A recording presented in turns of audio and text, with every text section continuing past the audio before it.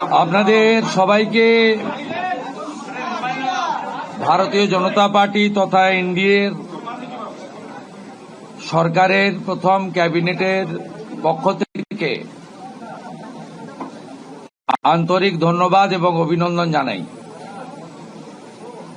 আমরা যে গুরুদায়িত্ব নিয়েছি, চলার পথে সংবিধানের চতুর্থ স্তম্ভ মিডিয়ার একটি গুরুত্বপূর্ণ ভূমিকা রয়েছে। আপনাদের পরামর্শ এবং সহযোগিতা ভারতীয় জনতা পার্টি পরিচালিত ক্যাবিনেট আন্তরিকতার সঙ্গে আশা করে। আমরা আজকে প্রথম ক্যাবিনেটের মিটিং করেছি। আমার সাথে মন্ত্রিসভায় যারা যোগদান করেছিলেন 5 জন আমার অত্যন্ত গুরুত্বপূর্ণ সতীর্থ, সম্মানীয় দিলীপ ঘোষ মহোদয়, সম্মানীয় অগ্নিমিত্রা পাল, সম্মানীয় অশোক কীর্তনিয়া, সম্মানীয় ক্ষুদিরাম টুডু, সম্মানীয় নিশীথ প্রামাণিক, তারা আজকের এই ক্যাবিনেটে গুরুত্বপূর্ণ ক্যাবিনেটে অংশগ্রহণ করেছেন। এর বাইরেও মুখ্য সচিবের নিয়ন্ত্রণে সরকারি আধিকারিকরা এবং মুখ্যমন্ত্রীর দপ্তরের উপদেষ্টা সহ অন্যান্যরা ক্যাবিনেটে আমাদের সহযোগিতা করেছেন। আমি গোটা রাজ্যের মানুষকে ডক্টর শ্যামাপ্রসাদ মুখার্জির এই পশ্চিমবঙ্গ ভূমি আপনারা যে গুরুদায়িত্ব আমাদের কাঁধে তুলে দিয়েছেন, মাননীয় প্রধানমন্ত্রী নরেন্দ্র মোদীজির মার্গদর্শনে এই ক্যাবিনেট সুশাসন, সুরক্ষা এবং ডবল ইঞ্জিন সরকারের যে চলার পথ রয়েছে, যা অন্যান্য 20টি রাজ্যে চলছে, সেই পথে অগ্রসর হবে। এটা আমি পশ্চিমবঙ্গের দলমত নির্বিশেষে, বর্ণ ধর্ম নির্বিশেষে বাংলার জনগণকে আশ্বস্ত করতে চাই। এই মন্ত্রিসভা, এই সরকার for the party, by the party, of the party ব্যবস্থা তুলে দিয়ে সংবিধান প্রণেতা প্রাতঃস্মরণীয় ডক্টর বাবা সাহেব আম্বেদকরের সংবিধানের প্রধান যে ভাষা for the people, by the people, of the people ভিত্তিতে চলবে। এবারে কাজের কথায় আসি। আজকে আমরা প্রথম ক্যাবিনেটে 6টা সিদ্ধান্ত নিয়েছি। প্রথম, পশ্চিমবাংলার গণতন্ত্রের যে মহোৎসব হল, দীর্ঘদিন বাদে মৃত্যুহীন, ভয়মুক্ত, অবাধ নির্বাচন গোটা ভারতবর্ষ কেন, গোটা পৃথিবীর মানুষ দেখল।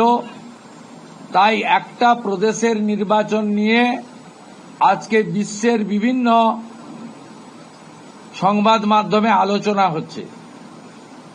তাই আমরা প্রথমেই বাংলার জনগণ তথা 93% ভোট প্রদানকারী ভোটারদেরকে নতমস্তকে কৃতজ্ঞতা জানালাম। সাথে ভারতের নির্বাচন কমিশনের নিয়ন্ত্রণাধীন ভোট কর্মী, গণনা কর্মী, বাইরের রাজ্য থেকে আসা অবজারভার, কেন্দ্রীয় সুরক্ষা বল, রাজ্য পুলিশ, কলকাতা পুলিশ, সংবাদ মাধ্যম, নির্বাচনে প্রতিদ্বন্দ্বী রাজনৈতিক দল, প্রার্থী, প্রত্যক্ষ পরোক্ষভাবে এই এত বড় কর্মযজ্ঞে অংশগ্রহণকারী প্রত্যেকের প্রতি এই ক্যাবিনেট কৃতজ্ঞতা জ্ঞাপন করে। দ্বিতীয়, আমরা যাদের আত্মবলিদানের মধ্য দিয়ে বিজেপি সরকার প্রতিষ্ঠা হয়েছে, সেই ভারতীয় জনতা পার্টির অকালে ঝরে যাওয়া 321 জন যারা আত্মবলিদান করেছেন তাদেরকে শ্রদ্ধার সঙ্গে স্মরণ করেছি, সমবেদনা জানিয়েছি। তাদের পরিবারের প্রতি এই সরকার দায়বদ্ধ। তারা যেমন হত্যার বিচারও আশা করেন তা আমরা দেব, সাথে সাথে এই পরিবারগুলির সামাজিক এবং অন্যান্য কল্যাণকর সমস্ত দায় দায়িত্ব আমরা এই সরকার কাঁধে তুলে নিলাম। আমাদের দেশের সুরক্ষার প্রশ্ন, পশ্চিমবঙ্গের সুরক্ষার প্রশ্ন এবং যেভাবে জনবিন্যাস বদলে গেছে, আজকে আমরা প্রথম দিনই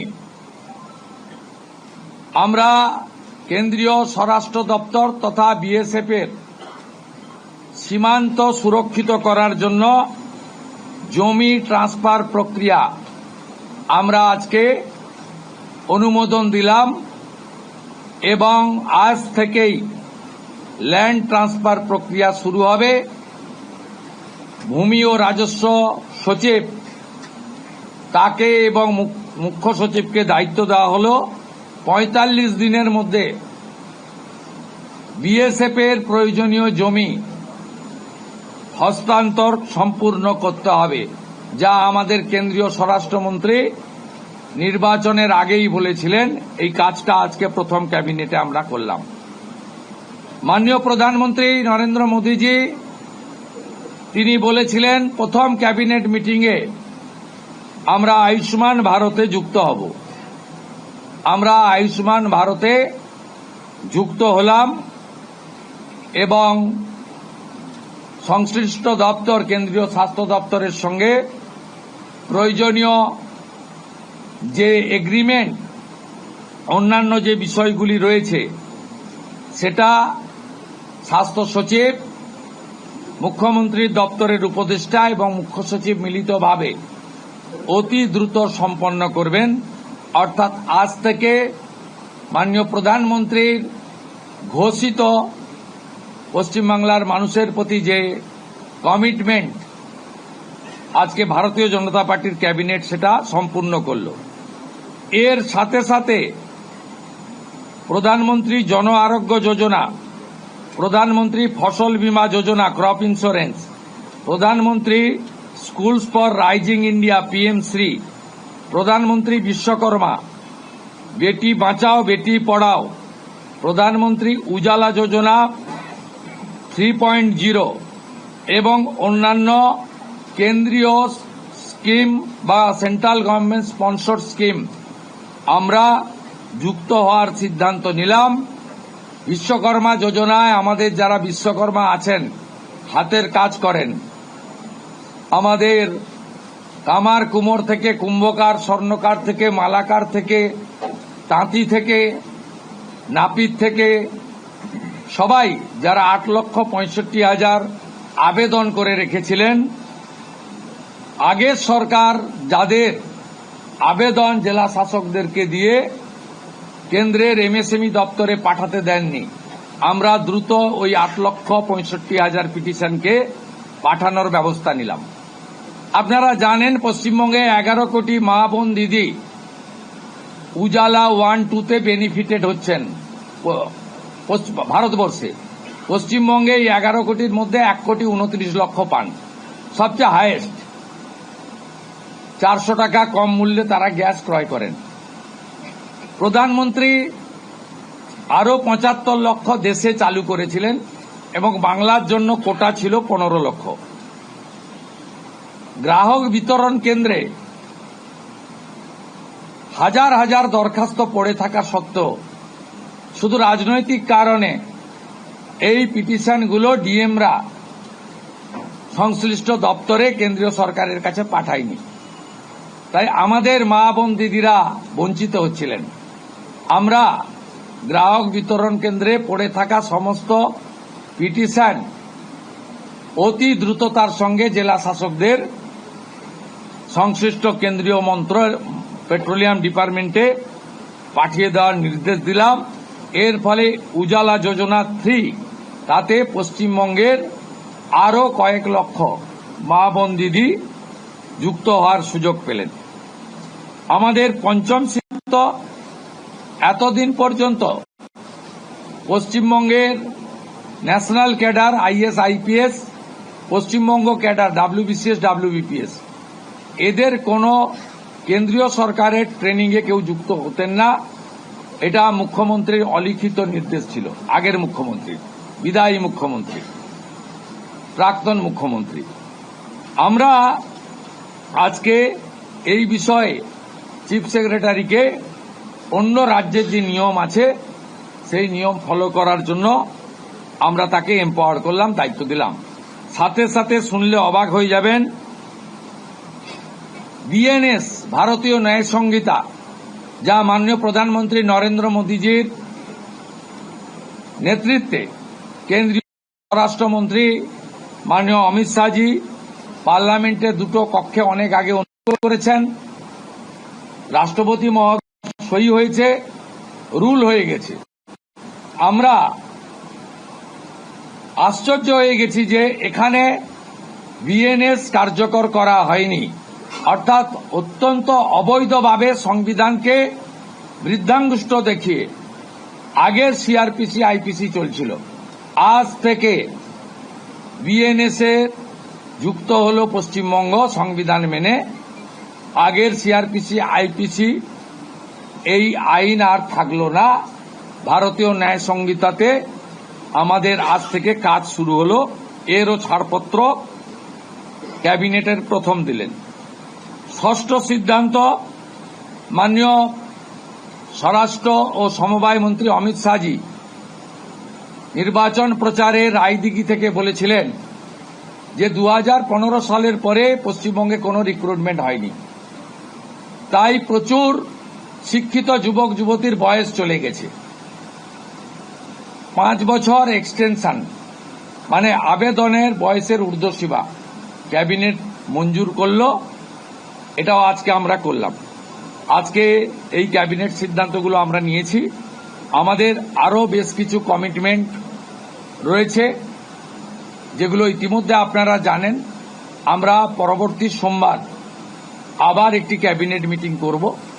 সেক্ষেত্রে আমাদের আরও আমাদের আরজিকর সহ নারী নির্যাতনের বিষয়ে, প্রাতিষ্ঠানিক দুর্নীতির বিষয়ে, পে কমিশনের বিষয়ে, এরিয়া ডি এর বিষয়ে, এই যে বিষয়গুলি আছে আমরা পরবর্তী ক্যাবিনেটে সেগুলো করব। কারণ আমরা আমাদের যে অফিসিয়াল কাজকর্ম দেখে আমাদের খুব বেশি সময় আমরা পাইনি। আজকে প্রথম কাজের দিন সরকার গঠন হওয়ার পরে আপাতত যে কাগজগুলো রেডি ছিল তার উপরে ক্যাবিনেট আমরা এই সিদ্ধান্তগুলো নিয়েছি, কার্যকর হবে। আপনাদের মধ্যে বাংলার গণদেবতা জনতা জনার্দনকে আমরা এটা জানালাম। আমাদের ভিডিও ভালো লাগলে লাইক এবং শেয়ার করুন। কমেন্ট সেকশনে গিয়ে জানান আপনাদের মতামত। আরও ভিডিও পেতে আমাদের চ্যানেল সাবস্ক্রাইব করুন এবং প্রতি মুহূর্তে খবরের আপডেট পেতে প্রেস করুন বেল আইকন।